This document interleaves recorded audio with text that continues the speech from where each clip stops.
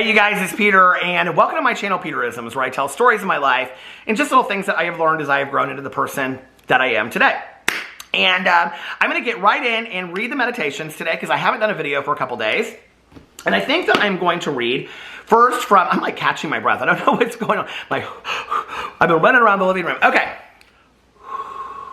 Peaceful moment. Breathe in. Exhale. Are we ready? Okay. I think first I am going to read from Nightlight by Amy Dean. I've been reading this every night before I go to bed, and it's really kind of helped me kind of calm my mind down a little bit right before I go to bed. I've been watching a lot of TV before I go to bed, and I find my mind just like, oh, la, la, la, la, la, la. And so this has been really helping me like calm down before I go to bed. So it is February 6th. Let's read from this. Now, a lot of these are really recovery-based, but if today's is recovery-based, I will try to apply it to a greater meaning. February 6th. God gives us a mind that can or can't believe, but not even God can make us believe. You have to believe first before you can pray. Harriet Arno. Sometimes it's difficult to focus on our higher power after a hard day at work, after an argument with a loved one, after the frustrating experience of a flat tire, long bank line, or after any of the other nuisances that are part of each and every day. Why me? We may cry out in frustration. On a day like today, it may be easier to believe that a power greater than ourselves is out to get us. But God does not choose sides. We have not been singled out for punishment. God is on our side. If we only choose to open our hearts and believe that. As we reflect back on the events of the day, we need to remember the times we asked God for help and the times we didn't. And we need to believe first, before we pray tonight, that God is there to help us every minute of every day. Did I ask my higher power for help today, or did I decide to go it alone? Which do I choose to do tonight? So, you know, whenever I read these meditations, I always just kind of have these like fleeting thoughts in my head, or, you know, a story or whatever to relate to that. And I actually have something that was a realization that just came upon me last week. My friend Tanya and I were driving around in a car, and we were having a conversation, and I shared with her something that I was feeling, and then I think it was maybe last Saturday or Sunday, and then on Monday evenings, I have a literature group that I do with 4 of my girlfriends, and we Zoom it, and we are, you know, reading Drop the Rock, which is about steps 6 and 7 in recovery, character defects, and the removal of character defects. And it talks a lot about like the 7 deadly sins and things like that. And so anyway, I shared this in there because we were talking about fear, and I was talking about when my mom was sick in the hospital, and there became a point when I knew that she wasn't going to be coming out of the hospital. Like, nobody told me that, but I just knew, like, it's just not going to end well, right? And I was very numb and just kind of floated for a long time. And I can remember after my mom passed away, driving around listening to music and being very, very angry at God. And I can remember, like, you know, when you go through a situation like that and you have this like kind of, it wasn't irrational anger. I think I think anger is a secondary emotion, and the primary emotion was fear. You know, what was it like to have a life without my mom? This person that had known me my entire life, my mom and I were very, very close. You know, and all of a sudden, here it is, I don't have this person in my life anymore. And till you go through it, it's like absolutely surreal. You can't even explain it to somebody else. And I was so mad, and I was so angry. That was the expression that I had, right? And so I couldn't be mad at my mom, you know? And that was kind of like the first feeling, was being angry at my mom for leaving me. But that was irrational because it wasn't like she asked to get sick and die. Couldn't be mad at my dad. He had nothing to do with it, you know? And he helped as much as he possibly could, even though they had been divorced for years and years and years. Couldn't be mad at my aunt or any of my friends or, you know, anybody in my life or my best friend or my sponsor. There was really nobody to be angry at, right? So I found myself angry at God, at my higher power, and really even being like bawling my eyes out driving down the road and being like pounding on the steering wheel, you know, and being like, God, why did you take the one person from me that meant so much, right? And it was this irrational anger that I didn't know what to do with. So anyway, you know, over time, I obviously worked through that and was like, okay, God's not in that, you know, whatever. And it wasn't like God purposely took my mom and whatever, you know, I don't know. I don't know. More would be revealed. So Tanya and I were driving down the street, and, you know, our conversations either flow from the Real Housewives or very deep conversations about life. And we were having a conversation that was very deep about life. And you know, I was talking to Tanya about anger that I had at the time that my mom passed away, and I was sharing with her this anger that I had towards God. And Tanya was saying something to the effect of like, you know, in those situations, we don't know where to place our anger. And I said, yeah, I guess in a weird way, thankfully I had God to be angry at. And then it was like, I mean, it was literally this moment of clarity. And I know this sounds so strange, but I was like, okay, so God allowed me to be angry at him, you know, he or she, it, whatever. God allowed me to be angry at him. I just say God and him, even though those words don't really mean a lot to me. I just say those because they're easier in the context of speaking to people.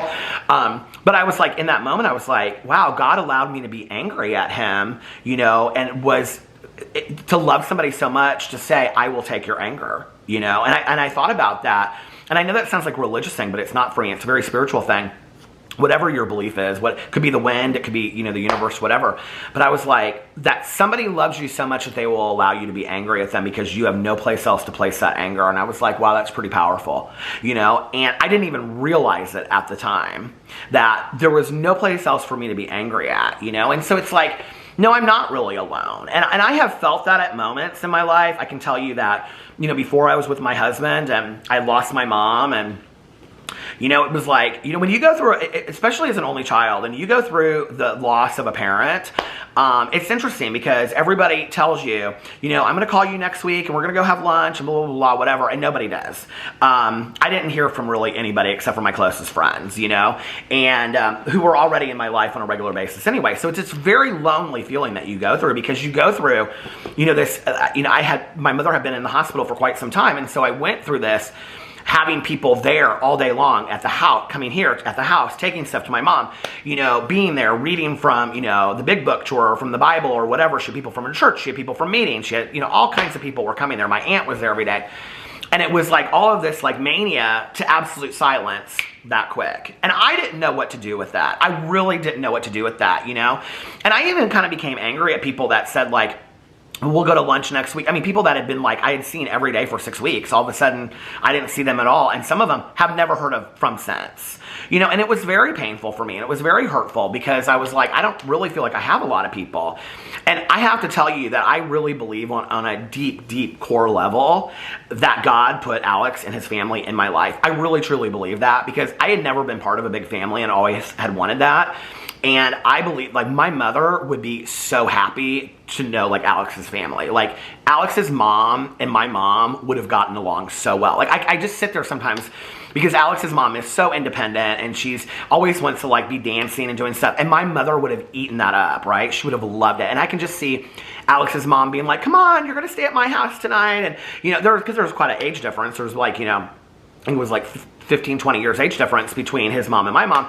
But I can see her mom today, if my mom was alive, his mom would be like, come on, you're going to stay at my house, and we're going to go here, and we're going to do this. And my mom would have loved it, and they would have gotten along so well, you know? And now I have, you know, 2 brothers and a sister-in-law, and it's like, you know, and my one brother-in-law, his girlfriend that's part of our family. And it's just like, I have an extended family and cousins. I have this family, you know, I hadn't had a grandma for many, many years, and like Alex's grandma's in her 90s, you know? And so it's just, I was given this family that I hadn't had before, and I really truly believe that that was a God thing. I do, you know, and it's this miracle to me because I really felt in that like 6 months before I met him, I can't even explain it. I felt really, really alone in the world, you know. I felt like I didn't know where I was going, and I'm somebody that believes like God didn't bring me this far to dump me on my butt, you know, like as we say in recovery. But there were times that I don't know, you know, it's like, it's great to know that God is always there for you, but like, I want people too, you know what I mean? Like, it's lonely. It really, really is lonely. And so it's hard. And, I don't know. And just at the point where I started getting used to being on my own was when Alex came into my life, which is interesting. But anyway, I think it's a great meditation, you know?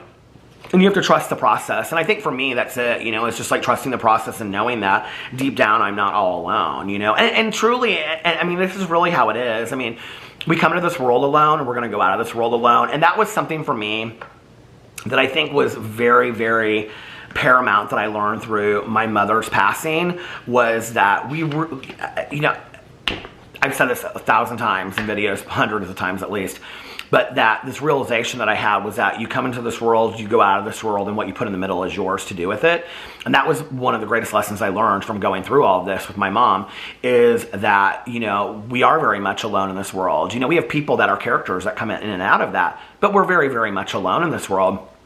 And it's about learning to love ourselves the most, so that when we do interact with other people, we can have this great experience, right? And I think that was probably one of the greatest periods for me where I felt, somebody asked me this the other day in a Q&A, that was the greatest difference for me of being lonely and alone. I felt lonely during that period. I felt like I didn't have anybody. I didn't connect with anybody. I felt like I was a burden to people, you know, the people that said that we would go have lunch and then I didn't hear from them. I felt like I was a burden, you know, and I will tell you this, I learned something great from my husband.